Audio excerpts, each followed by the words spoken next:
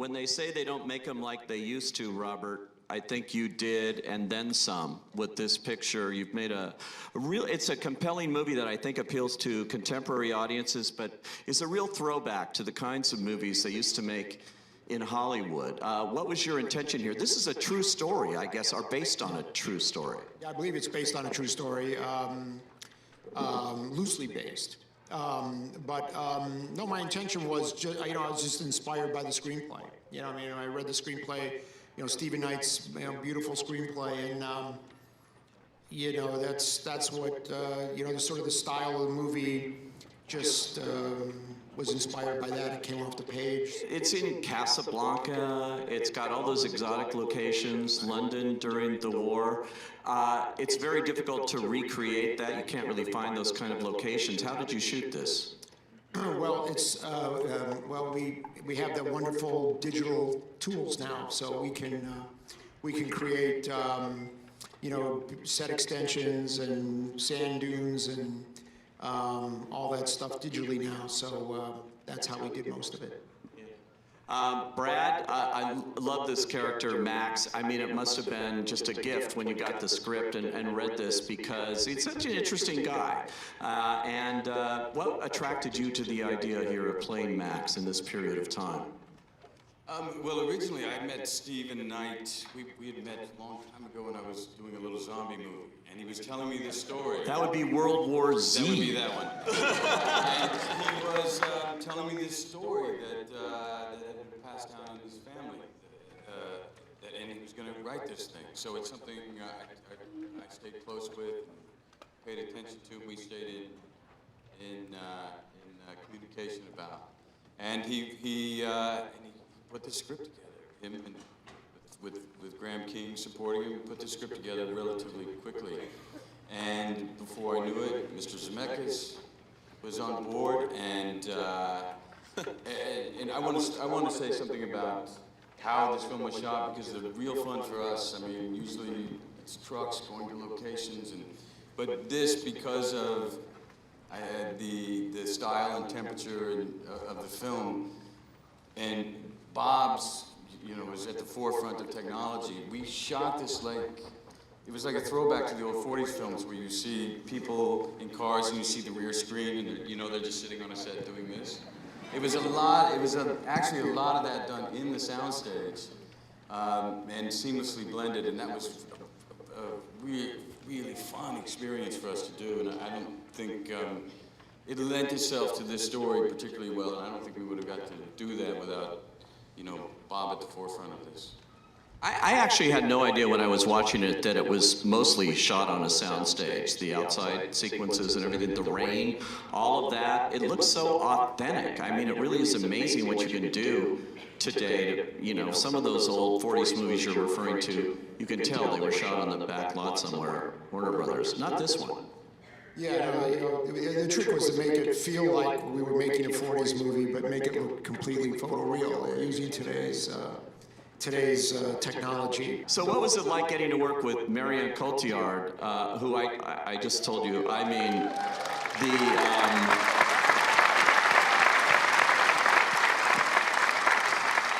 in case you don't know it, the camera loves you, and is this a role that you were born to play? I mean, do you feel that this is something that you had to play? I've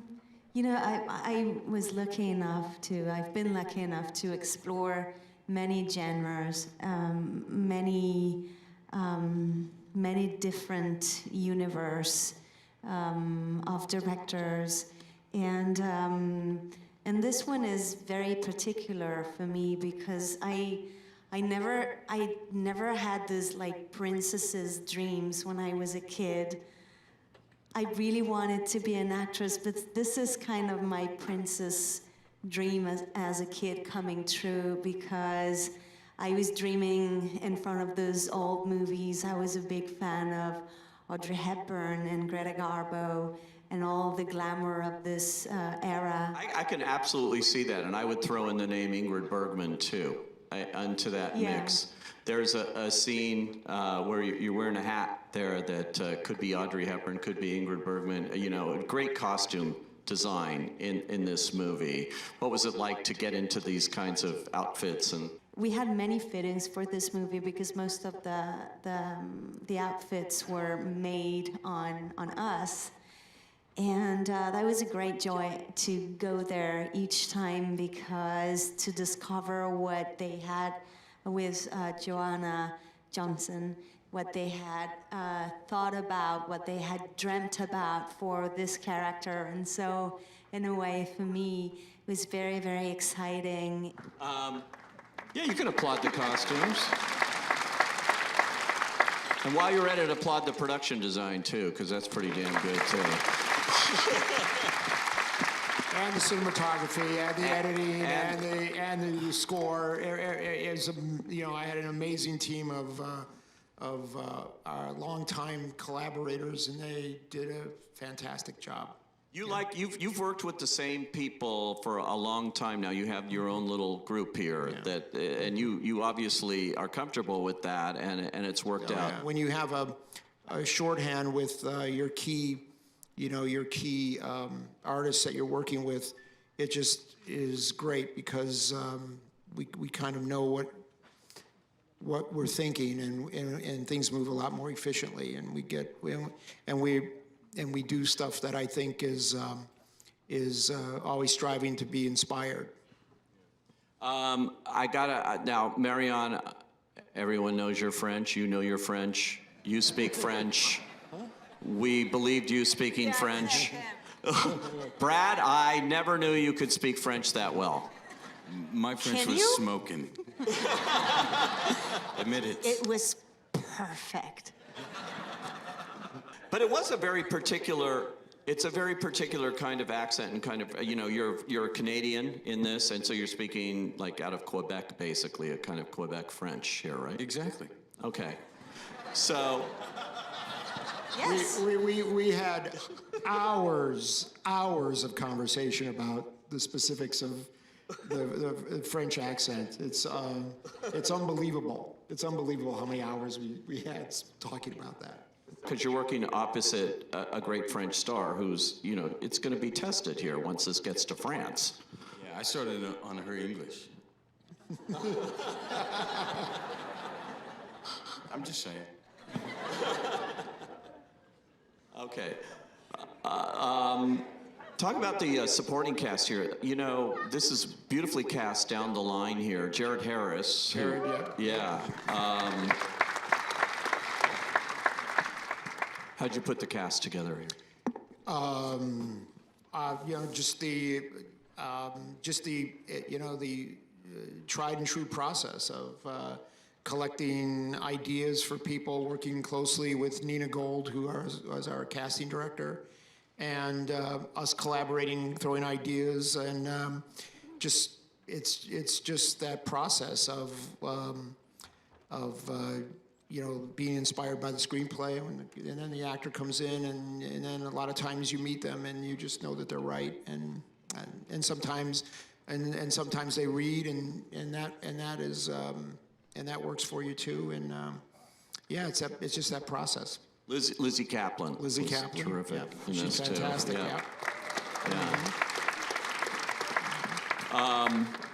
What kind of research do you have to do, though, to play these kinds of characters? Did you do any special research into this, since there was an element of truth to what you were doing here? Because the film was a throwback, that there was a, with this romantic thriller aspect to it.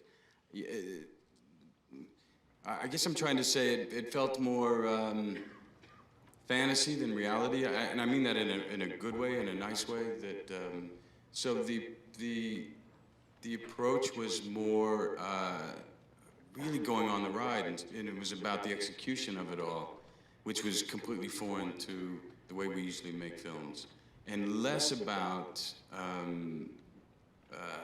guess, the preparation I've had to do on other characters. What about for you, Marianne, in playing her? She's a heartbreaking character, particularly when you get to the end. It's a movie you don't want to know too much about before you go to see, because there's so many twists and turns. You only want to know the basics, but when you're playing this French resistance person who may be something else. No, I didn't. I mean, I didn't do researches that certain movies require, but I needed to invent her life, everything we don't know about her. You and Brad and the rest of the cast have rehearsal time here. You've got great chemistry. Everybody here is completely believable, and you have great chemistry on screen together. It's a very believable kind of story, the way you're playing it out here. Did you have prep time before Robert started being a slave driver and getting this movie made? Well, yeah, that's really amazing when you have this time. We worked for more than 2 weeks, I think, and it's a great thing because you can, see how the other actor works and just get to know each other. And we had an amazing time with the writer, with Grand King. Steve Knight and Bob talking about the movie, about our feelings, about where we wanted to go. So, and we had dance lessons. Yes, right? Well, it tells a lot about a person. Really? How about the plane? I wanted to ask about the Lysander plane that you had in this. Is that an actual one? Because I think there's I think the only flying ones are actually in Canada. But that is a, perfect replica that we had designed. And we only actually made one airplane for the whole movie. And the one that Brad is piloting, that's the one that is the replica. And what did you learn to do flying that kind of plane? I fly pretty well, don't I? Yeah, you do. That was good. Any special prep for that? Yeah, special effects.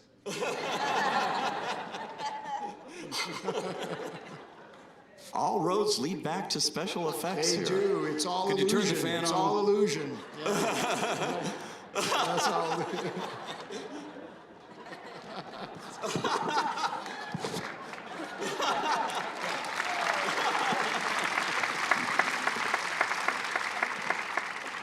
Congratulations, guys, on a terrific you. film. And it opens November 23rd, right? November 23rd.